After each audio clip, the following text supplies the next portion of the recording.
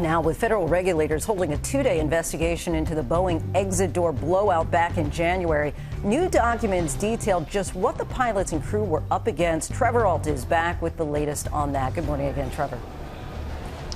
Good morning again, Lindsay. So the National Transportation Safety Board is holding these hearings centered on that Alaska Airlines door plug incident, and it is shining a light on some frightening new information, including what they say a Boeing employee told them about the conditions of the plane and also the conditions that the crew and the pilots had to fight through in order to get that aircraft safely on the ground.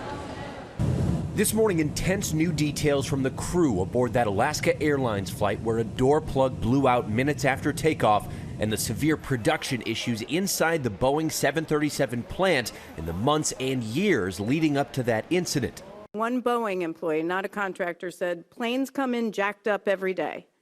Newly released documents at an NTSB hearing reveal pilots explaining the confusion and chaos during those harrowing 26 minutes it took to get the plane safely on the ground, saying they lost their headsets, communicating with hand signals, knowing the cabin was depressurized, but unaware what had happened, if they'd lost part of the plane or if they'd lost any of the 177 people on board.